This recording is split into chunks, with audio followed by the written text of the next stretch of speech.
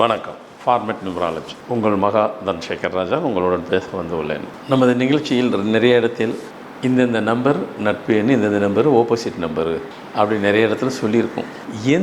நிறைய பேர் கேட்டிருக்காங்க, ஐயா எந்தெந்த நம்பர் எதுக்கு ஆப்போசிட்டுன்ட்டு எங்களுக்கு முன்கூட்டி தெரிஞ்சால் தானே நாங்கள் திருமணம் பண்ணாதவங்க நாங்கள் ஜாக்கிரதையாக இருப்போம்.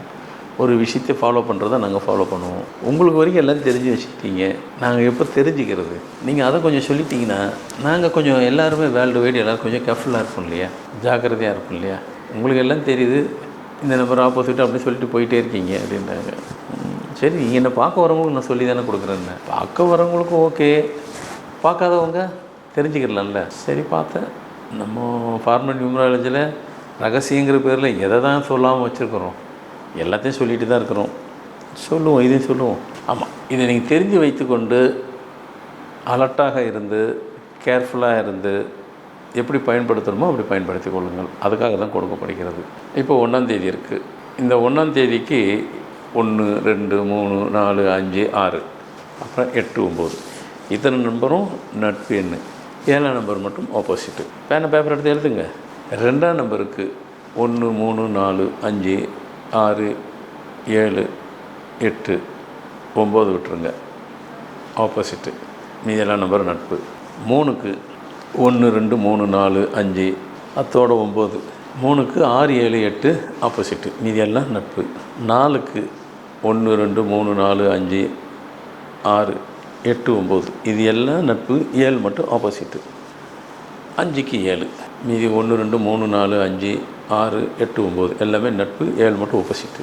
6க்கு 1, 2, 4, 5, 6, 9. 6க்கு 3, 7, 8 நியூட்ரல், மீதி எல்லாம் நட்பு. இது ஆப்போசிட்டு.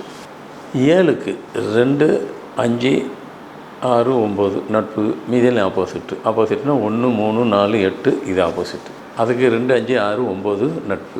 8 1, 2, 4, 5, 6 இதெல்லாம் நட்பு. ஆப்போசிட்டு. 8க்கு 3, 7 இதெல்லாம் ஆப்போசிட்டு. 9 9க்கு 1, 3, 4, 5, 6, 7, 9 இதெல்லாம் நட்பு. 9க்கு ஆப்போசிட் நம்பரு 2. சரிங்க, எல்லாம் நட்பு அதெல்லாம் சொல்லிட்டீங்க. இப்போ ஒரு வீட்டில் சும்மா ஒரு அவுட்லைன் தான். ஒரு வீட்டில் இப்போ 1, 7 ஆப்போசிட்டுன்ட்டீங்க, மற்றதெல்லாம் ஓகே. நாங்கள் 1, 7 கணவன் மணியை வச்சேன், திருமணம் பண்ணிட்டோமே என்னவாக இருக்கும்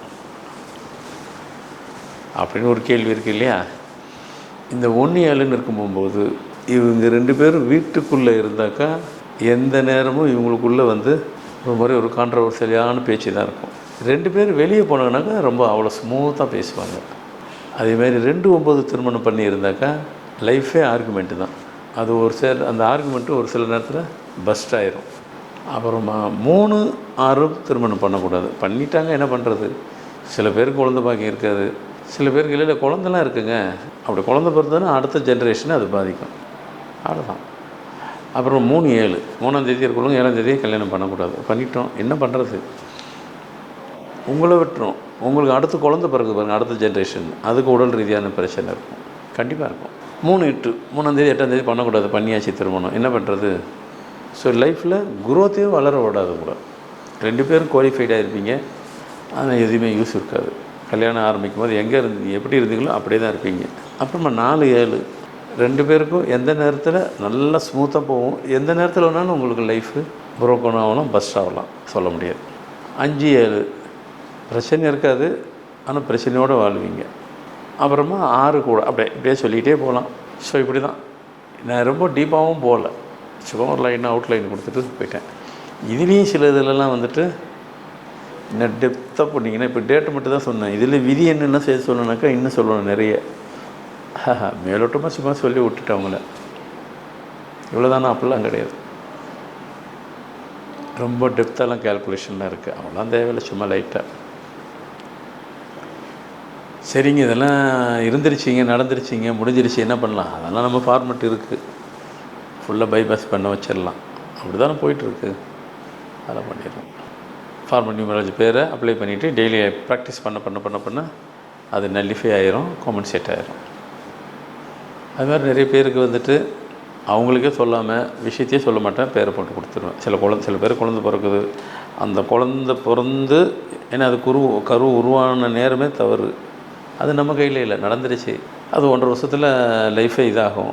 அதெல்லாம் நான் சொல்ல மாட்டேன், பேரை போட்டு அழகாக கொடுத்துருவோம், அவங்க பண்ணிடுவாங்க. ஆனால் கொஞ்ச நாள் கழித்து அவங்க கண்டுபிடிச்சிருவாங்க இல்லையா இருந்தது. எதுக்குன்னா என்ன பண்ணுவாங்க, ஏதாவது ஒரு சுச்சுவேஷன் போய் ஜாதகத்தை பார்க்குறேன்னு சொல்லும்போது அங்கே போய் சும்மா கேஷுவலாக எதுக்கோ ஒரு இதுக்காக போவாங்க. அவங்க எல்லாத்தையும் சொல்லிடுவாங்க. அப்போ சொல்லுவாங்க, இல்லை நான் குழந்தைக்கு பேரெல்லாம் நியூமராலஜி படி வச்சுக்கோம். அதான் நியூமராலஜி படி வச்சிங்க. சில பேர்ட்ட என் பேரை சொல்லலாம், சொல்லாமல் இருக்கலாம். அதில் தாங்க நீங்கள் காப்பாற்றப்பட்டிருக்கீங்கம்பாங்க, ஆனஸ்ட்டாக சொல்லுவாங்க. ஸோ மொத்தத்தில் உங்களுக்கு எதை நடக்கணுமோ, எதை நடத்தி வைக்கணுமோ, எதை செய்யணுமோ, எதை செஞ்சு வைக்கணுமோ அதெல்லாம் எழுதப்பட்டது தான் வாழ்க்கையில். அது அவங்கவுங்களுக்கு நாம் சாப்பிட்ற சாப்பாட்டில் கூட பேர் எழுதி வைக்கப்படும். இப்படிலாம் நடக்கணும்னு உங்களுக்கு எழுதி வைக்கப்பட்டதுனால் யார் மூலியமாக நடக்கணுமோ அது நடக்கத்தான் செய்யும். அவங்கவுங்க நல்ல நேரத்துக்கு அது கரெக்டாக நடைபெறும். ஸோ அதனால் நம்ம வாழ்க்கையில் வாழ்கிறதுக்கு என்டர்டெயின்மெண்ட்டுக்கு 1000 இருக்குது.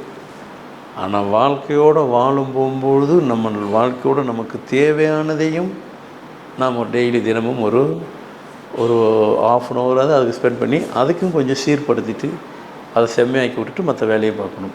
அதுக்கு இந்த ஃபார்மல் நியூமராலஜி ஒவ்வொருத்தருக்கும் அவசியம் தேவைப்படுகிறது. இதுக்கு ஸ்பெண்ட் பண்ணி நீங்கள் செஞ்சு தான் ஆகணும். ஸோ முதல்ல எனக்கு கொடுக்கப்பட்ட தகவல் கண்டிப்பாக அனைவருக்கும் பயனுள்ளதாக இருக்கு என்று நம்புகிறேன். மீண்டும் புது தகவலுடன் புது நிகழ்ச்சியில் உங்களை சந்திக்க வருகிறேன். நன்றி, வணக்கம்.